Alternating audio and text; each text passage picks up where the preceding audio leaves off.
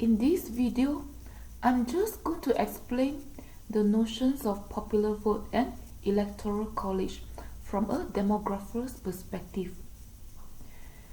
I'm sure you realize lawmakers, policymakers who came up with the concept of popular vote and electoral college.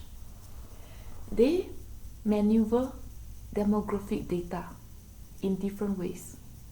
Those who abide by the notion of popular vote, they think that the number of voters should determine who is going to win any given election. So, according to the notion of popular vote, as depicted in these two diagrams, the number of voters determines who is going to win an election, whether it's at the national level, state level, regional level, it doesn't matter. The number of voters determines the winning party or candidate. And we know that the concept of electoral college, this is not an actual college. We all know that. Electoral college is actually a notion, an idea, or even a process. And I think electoral college came about through the 1787 Constitution Convention.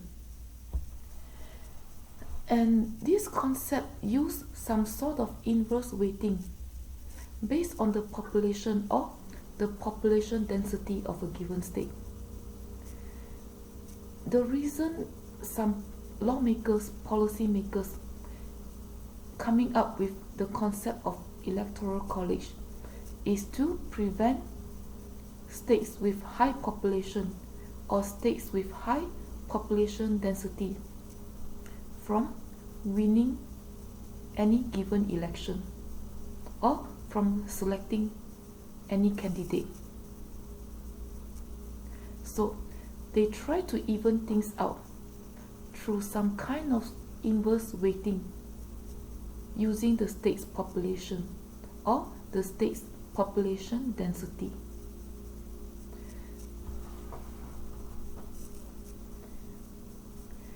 And because of this notion,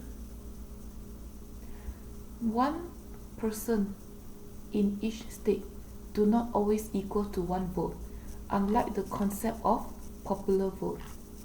So, as you can see, people who came up with the concept of electoral college, they maneuver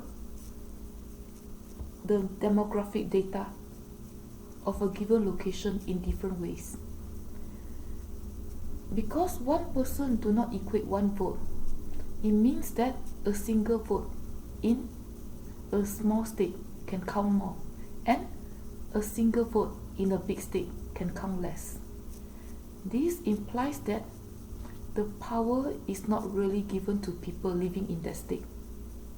Or this implies that the power of voters can vary from state to state. And it seems that voters living in small states have more power than voters living in larger states.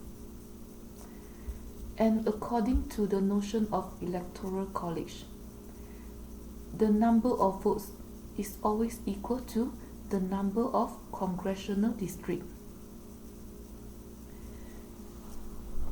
The concept of electoral college also implies that the same number of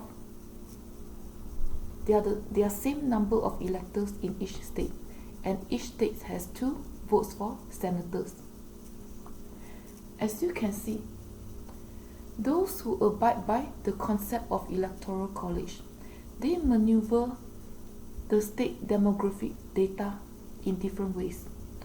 They focus on the number of electors, the number of senators, and they give different weight to voters in different states. This is how demographic data is being maneuvered in a totally different way under the concept of electoral college.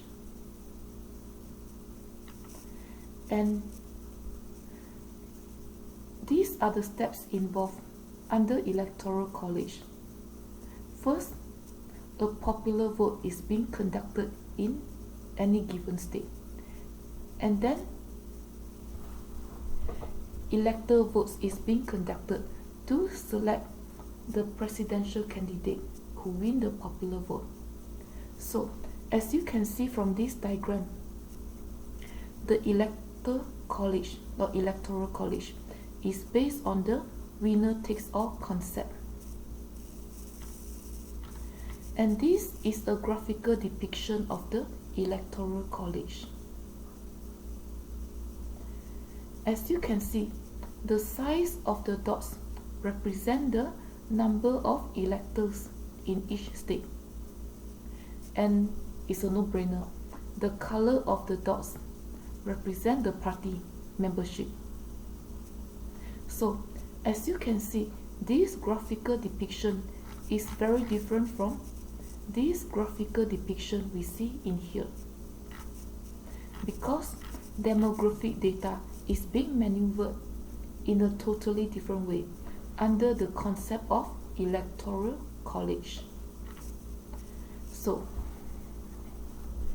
under this concept, California, with a population of close to 40 million, has 55 electors, and Texas, with a population of 29 million, has 38 electors. If we compare California to Texas,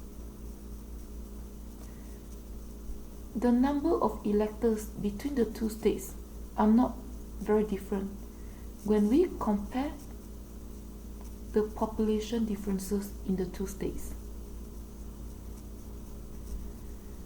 California has slightly over 10 million more people than Texas, but the number of electors in California is only about 17 people more when we compare to Texas. And Texas has way more population than Wyoming, but Texas has only 35 more electors than Wyoming.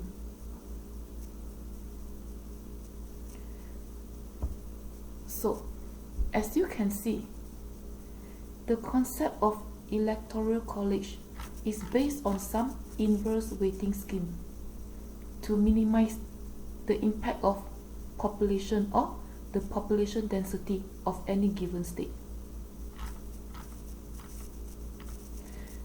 Because according to the mindset of those who came up with this concept, if we don't use this inverse weighting scheme, it's a no-brainer. States with a lot of population may have a lot of say in who they want as a candidate for any election, and they want to minimize these impacts, the impact of population and population density. So this diagram just tells us that different racial groups in the US became citizens in different time periods. I'm sure some of you heard about the 3/5 rule about 200 years ago. African Americans used to be counted as 3/5 of a person. I'm sure some of you know that. So, this is another way of how policymakers, lawmakers maneuver the demographic data. In this case, the data of a particular racial group as a means to an end. For some reason, they determined that African Americans should be counted as 3/5 of a person, which was not very fair to them, we all know. And Some policymakers also came up with the idea of the one drop blood. According to this notion of the one drop blood, if any individual has just one drop of African American blood, that individual is being classified as African Americans. This is another way of how lawmakers, policymakers maneuver demographic data as a means to an end. And this diagram also implies that race is power and race is economics. Those who are in power decide how demographic data of a specific location can be or should be maneuvered to get what they want. And it seems that the state of Nebraska maneuver their demographic data in yet a different way. In Nebraska, we all know that there are 2 electoral votes being allocated to the winner of the state's popular vote, and then 1 electoral vote is being allocated to the winner of the popular vote in each congressional district.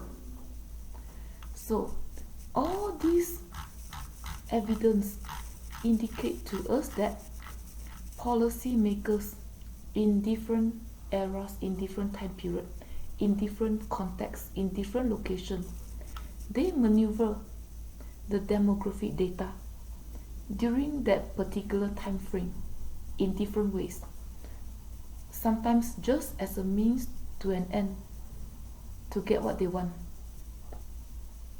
Okay, have a good day.